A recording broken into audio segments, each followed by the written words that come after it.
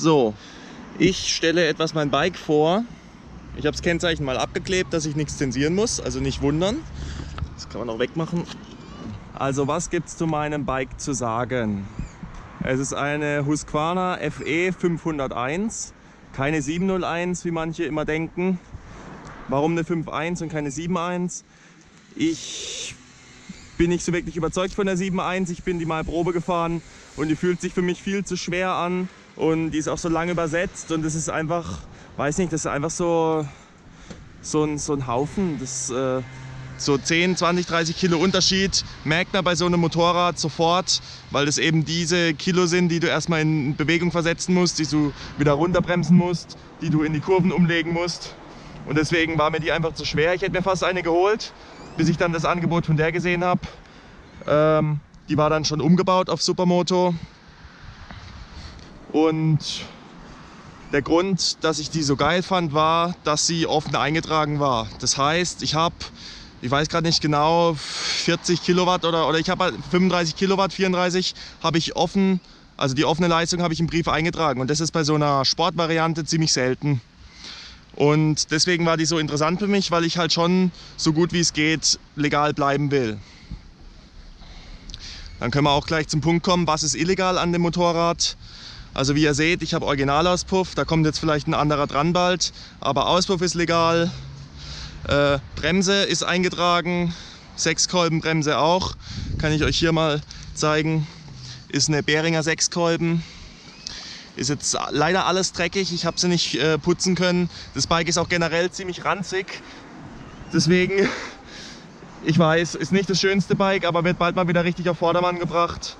Aber für eine Vorstellung reicht's. Ja, im Prinzip ist eigentlich nur dieser Spiegel nicht legal. Normalerweise bräuchte ich 2 Spiegel, aber weil ich den Schulterblick bevorzuge, wie mit Spiegel fahren und weil ich es optisch nicht so schön finde, habe ich die weggemacht. Und da ist jetzt, normalerweise ist hier ein Glas drin, aber das ist mir rausgefallen. Den neuen Spiegel habe ich auch schon da, den schraube ich mal da rein. Das ist ja nur so ein Gelenk hier. Und sonst ist eigentlich alles legal an dem Motorrad. Kennzeichen habe ich extra da unten reingesetzt, dass ich den Winkel einhalten kann. Ich hatte es immer da und durch die Wheelies habe ich, selbst wenn ich es normal hatte, hat sich durch die Wheelies immer sofort hochgezogen. Ihr seht ja, ich komme ja hier bis ans Heck und das war dann nicht so geil. Blinker habe ich hier hingesetzt, die sind eventuell etwas zu eng zusammen, aber eigentlich, ich weiß jetzt nicht genau, wie die Regelung ist, 25 cm kann es sein. Könnte sogar hinkommen, dass es legal ist. Auspuff, wie gesagt, ist legal. Hier ist mir zwar das Ding rausgefallen. Manche Polizisten denken dann, ich habe hier irgendwas rausgeschraubt, aber da ist ja nur so eine Kappe drauf gesetzt, aber das ist kein dB-Killer, den ich da rausgemacht habe. Dann die nächste Frage, die oft gestellt wurde, warum habe ich 2 Felgen? Das war eigentlich nur aus der Not gedrungen. Ich wollte auf einen Trip gehen, dann habe ich einen Reifen bestellt, einen neuen, dann kam der nicht rechtzeitig, beziehungsweise es kam der falsche. Und dann hatte ich keinen Reifen und dann habe ich ganz zufällig diese Felge noch in der Garage gefunden und habe die einfach drauf gemacht, weil es perfekt gepasst hat, sogar Ritzel hat gepasst und seitdem habe ich die. Vielleicht mache ich auch vorne noch dieselbe Felge wie hinten, dass Neon ist, aber dann wäre das ganze Konzept von dem Motorrad über den Haufen geworfen, weil das, ihr seht ja, hier ist Gold. Das Gold zieht sich von hier über hier bis durch die Sitzbank hier nach hinten und hier auch noch. Und deswegen wird es so erstmal bleiben.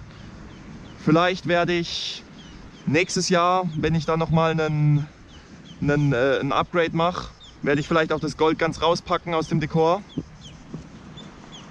Und dann würde vorne die Felge hinkommen mit Neon. Dann müsste ich aber auch das ganze Gold rauspacken und dann müsste ich auch wieder die Sitzbank ändern. Dann kommen wir zu den kleinen Detailfinessen. Also ihr seht ja, hier habe ich Gold. Die Sitzbank habe ich mir beziehen lassen, jetzt scheint gerade die Sonne, jetzt spiegelt es vielleicht ein bisschen. Ursprünglich wollte ich so ein komplett glattes Gold, aber das hatte der Bezieher nicht, sonst wäre das dann wie hier. Gefällt mir persönlich jetzt nicht so, weil das manchmal so matt wirkt, aber je öfter ich sie mir anschaue, desto eher gefällt sie mir. Deswegen habe ich sie jetzt auch drauf gelassen. Hier, das ist das Grenzgänger-Dekor, haben wir hier eine spezielle Folie eingearbeitet, genauso wie das Gold und das Neon. Hier ist so eine Chromfolie drin. Hier auch. Hier habe ich mir einen Zeofax Given Aufkleber drüber gemacht. Den hat es mir immer abgekokelt, deswegen macht es am besten nicht nach. Die sind nicht hitzebeständig. Die könnt ihr sonst alle 2 Wochen wechseln. Ja, also zum Technischen.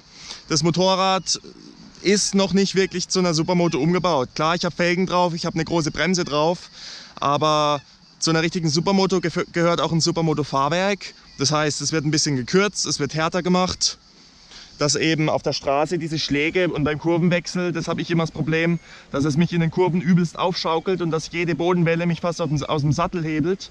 Das finde ich eigentlich nicht so geil.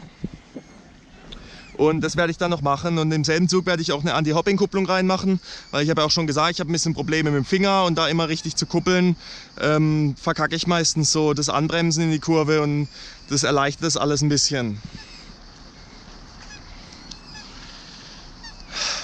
So wie sie da steht, ist mir eigentlich fast schon peinlich, die vorzustellen. Ungeputzt, Hälfte funktioniert nicht, hier hängt ein Blinker. Ja, das Motorrad wird gebraucht, das wird nicht angesehen. Aber wenn ich sie dann mal wieder schick mache, dann würden rundherum neue Blinker hinkommen. Den Kotflügel würde ich mal gescheit machen, dass nicht hier das Orange mit Panzertape abgeklebt ist. Ich würde ein neues Dekor machen und wie ich eben gesagt habe, ich würde vielleicht dann das Gold rausholen.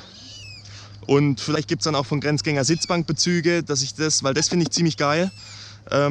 Sowas würde vielleicht auch als schwarze Sitzbank geil funktionieren. Muss ich mir aber noch mal überlegen, wie ich das designtechnisch dann mache.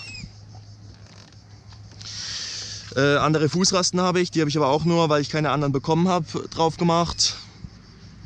Der Reifen ist ein Michelin, den finde ich persönlich ziemlich geil, weil der hat 2 Gummimischungen, einmal innen, die sieht man hier diese Linie, einmal innen ist er relativ hart und außen ist er ein bisschen weicher. Und ich persönlich habe schon einen anderen Reifen ausprobiert, 2 andere Reifen und war mit dem hier, fühle ich mich einfach am sichersten. Wenn es trocken ist, wenn es nass ist, fahre ich generell nicht schnell, weil ich das nicht mag. Ja, hier das Rücklicht ist gerade noch reingepusht. Das haben wir vor ein paar Tagen noch schnell dran gemacht, weil ich die letzte Zeit ohne Rücklicht rumgefahren bin. Deswegen ist es jetzt nur da mit Panzertape reingeklebt, aber es funktioniert. Ja, und sonst, was gibt es sonst noch zu dem Bike zu sagen? Außer dass es ranzig ist. Hier habe ich noch so ein LED-Licht drin, das ist nicht legal. Das habe ich mir jetzt nur mal hier in Italien reingemacht, weil ich davor auch keins hatte. Das funktioniert hat, aber für Deutschland mache ich mir dann einfach wieder die normale Birne rein.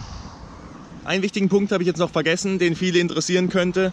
Und zwar, wie sieht es mit der Wartung mit dem Bike aus? Also ich habe die jetzt seit 3 Jahren. Ich habe die ersten Ölwechsel eingehalten, ganz penibel nach Zeit. Und jetzt irgendwann, mittlerweile mache ich es nur noch nach Gefühl. Ich hatte sie mittlerweile auch schon beim Händler, Motor war offen. Der hat ohne was zu machen sie einfach wieder zugemacht, hat gesagt, ist alles noch gut. Und ich bin schon relativ viel gefahren. Also ich habe jetzt in der ganzen Zeit, wenn es hochkommt, vielleicht 8, 9 Ölwechsel gemacht. Und die Motoren, und klar, Langstreckenbike ist es jetzt nicht, wie zum Beispiel eine 7.1er, aber ich kann damit auch Touren fahren von 100 Kilometern oder so. Nur wird dir da irgendwann der Arsch wehtun und du bist halt oft am Tanken. Aber sonst ist das Ding nicht so Anti-Alltagsmoped, wie man es immer sagt. Das war vielleicht früher so bei den alten Einzylindern, das ist ja ein Einspritzer, die Ölpumpe hatten und diese ganz alten noch mit Schleuderölschmierung und so ein Scheiß. Die ganz alten, gerade diese 525 KTM und so, ich sag mal so vor 2008 oder vor 2010, so je älter es wird, desto weniger waren die ausgereift. Aber das Ding ist 2015, KTM wird ja wohl keine Motoren bauen, die dir nach 5000 Kilometer in die Luft gehen. Also mittlerweile sind die schon haltbar geworden. Und deswegen sehe ich da auch kein Problem, mit so einem Motorrad viele große Touren zu fahren. Und da die ein Stück länger übersetzt ist, kann man die ganz human fahren, ohne da Stress zu haben. Ich gebe euch jetzt einfach mal noch ein paar Detailbilder und halte euch auf dem neuesten Stand, wenn ich was verändern tue. Peace.